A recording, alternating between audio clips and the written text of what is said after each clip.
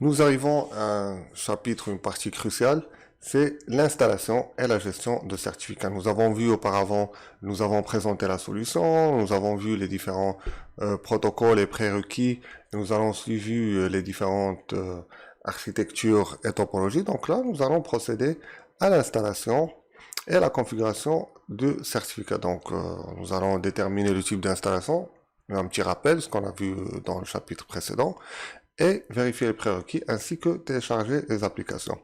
Moi, si vous vous rappelez bien, je vais l'installer une seconde. Je vais vous montrer. Donc là, je vais l'installer à partir sur ce poste. Donc ça, c'est ma machine locale, Windows Server. Donc celle-là, elle va jouer le rôle de serveur manager, puisque c'est sur ce serveur qu'il y a mon hyperviseur. Donc là, c'est mon Windows Server. Vous pouvez, pour ceux qui n'ont pas en dur, en local, qui n'ont pas démarré sur Windows Server, ils peuvent l'installer sur Windows 10. Nous allons de toute façon voir tous les scénarios. Et ensuite, nous allons le voir en mode domaine sur les 3 machines virtuelles, sur le SRV1 et aussi sur Windows 10. Voilà un petit rappel. Donc nous allons faire serveur manager, ça c'est sur ma machine haute qui est serveur 2019. Et ce que je vais faire, c'est sur les machines virtuelles, je vais faire ce type d'installation, serveur de passerelle. Donc pour installer rien de plus simple, il faut télécharger au premier temps, après qu'on a pu vérifier les prérequis. Pour ceux qui l'ont pas fait, ils peuvent retourner au précédent chapitre pour voir les différentes commandes pour ouvrir les ports et vérifier les prérequis. Une fois tout cela est fait, donc nous allons télécharger Windows Admin Center. Pourquoi il faut le télécharger? Parce que AE a l'habitude et le réflexe de chercher toujours la dernière version. Elle est plus compatible avec votre dernière version OS, avec les mises à jour et les dernières fonctionnalités. Donc là, Microsoft, il tente beaucoup vers le cloud. Donc je clique sur télécharger. Il va me proposer des versions d'évolution, évaluation. Donc je vais remplir cela. Donc une fois toutes les informations remplies, je vais mettre continuer. Champ de la société alform.com et je vais télécharger. Donc rien de plus simple. Google quand même il le détecte comme vulnérable, mais bon. C'est du site officiel de Microsoft. Donc une fois il est téléchargé sur la version serveur, je l'exécute. Et là, l'installation elle est simple, on va l'expliquer quand même. Donc là, je vais accepter les termes de contrat. Je vais utiliser Windows Update pour centraliser les mises à jour. Donc, si vous avez un autre serveur WSUS, ne le faites pas. Moi, je vais le faire pour qu'il s'occupe de chercher donc les mises à jour, pour la partie mise à jour. Donc, il y a des types de scénarios d'installation qui sont expliqués à partir du lien Microsoft. Donc, c'est ce qu'on a présenté, ce qu'on a décrit dans le précédent chapitre. Pour les gens qui ont un oubli ou quoi que ce soit. On met suivant. Donc, dans notre cas, dans cette formation, nous n'allons pas cocher celle-là. Pourquoi? Plusieurs personnes, ils cochent les deux, ils regardent les tutoriels, d'où l'intérêt aussi de formation chez Alform encadré. Et au final, il y a un problème de communication. Le WinRemote en mode HTTPS, c'est pour sécuriser la connexion. C'est pas l'accès. Pour sécuriser la communication. On peut se connecter en HTTPS à l'application à partir du navigateur. Par contre, l'échange entre les serveurs et notre solution Admin Center, ce sera avec WinRemote HTTP et non HTTPS. Pourquoi? Parce que HTTPS, cela nécessite une bonne configuration des paramètres système, que ce soit conforme, et aussi, il faut un certificat d'autorité d'entreprise et qu'il soit bien délégué avec une révocation. S'il n'y a pas de révocation, ça ne sera pas pris en compte la révocation pour lui dire que c'était certificat, il est valable, il n'est pas valable. Cet élément, cette configuration ne sera pas traité dans cette formation. Par contre, on la verra plus tard dans notre formation sur Windows Server 2019. Donc nous allons voir comment configurer WinRemote en mode HTTPS avec les GPO, avec tous les prérequis. Donc ne le cochez pas si vous connaissez pas comment faire, et surtout si vous êtes dans notre cas. Donc le port 443, vous voyez que là il est HTTPS, soit j'utilise un certificat auto-signé de Google, soit je peux utiliser un certificat local. Nous allons voir cela tout à l'heure, qu'est-ce que cela implique et comment le changer une fois fait. Certificat est quelque chose de très important, puisque comme on utilise un port 443, donc si nous utilisons un mauvais certificat, on va avoir une erreur et nous ne pourrons pas accéder à notre application. Donc vous voyez par exemple le HTTP, même si je le ferai, parce qu'il est déjà accordé, j'ai déjà un serveur de JS, donc voilà, ça permet d'éviter les conflits.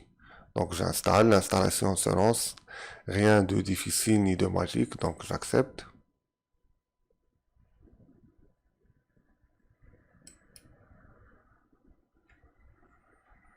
Nous attendions un petit peu, vous voyez là l'extraction, ça devrait prendre quelques minutes, 3 ou 5 au maximum.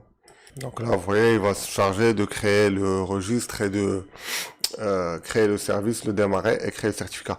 Sur les versions Windows Server, notez bien cette adresse. Généralement, c'est le nom du serveur avec le port 443. Contrairement à Windows 10, que nous allons voir de suite l'installation, on n'a pas une icône sur le bureau. Donc, si vous fermez, il y a des personnes qui oublient et ils n'arrivent pas à voir en quel nom ils se sont connectés. Généralement, c'est le nom de serveur.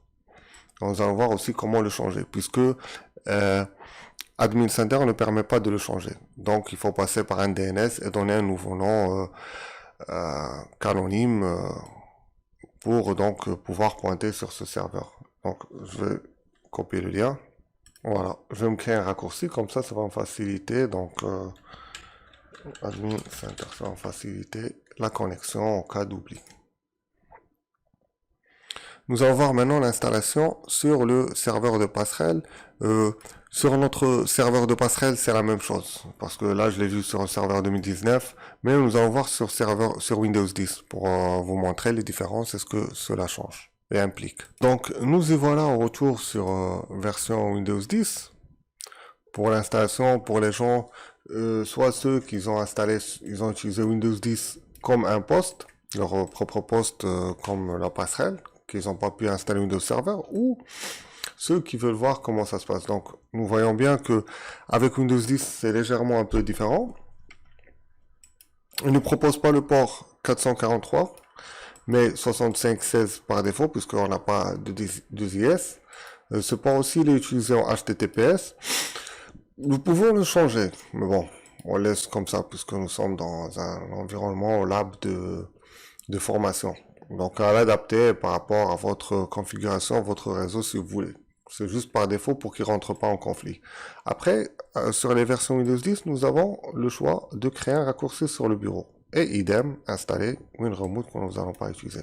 Donc là, je vais faire l'installation. L'installation va se dérouler de la même façon. Et donc, moi, je l'ai installé aussi sur le serveur. Sur mon serveur, je vais me loguer pour vous le montrer. C'est la même installation que l'autre, c'est que des suivants et ne pas cocher la version WinRemote. Donc, je l'ai installé sur ce serveur qui va jouer le rôle de la passerelle. Là, je suis dans un domaine. Ça, c'est mon serveur SRV1. Ici, je l'installe sur mon client. Ici, je l'installe sur mon client. Et ça, c'est mon contrôleur de domaine. Voilà. Assez simple ma configuration. Donc, on va attendre et on va voir les différences. Autre temps, je vais continuer le diapo, le cours. Donc, pour combler et pour combiner, nous avons la gestion des certificats. Comme vous l'avez remarqué, nous avons installé un certificat auto-signé. Ce certificat auto-signé par Microsoft, il a une durée validité de 60 jours. On peut le renouveler. Comment? On va voir. Et nous avons la possibilité d'utiliser notre propre certificat dans cette fenêtre lors de l'installation. Si vous oubliez de le faire ou si vous voulez changer, ben, nous allons voir la procédure, elle est facile. Donc nous revenons à notre Windows 10, cours d'installation.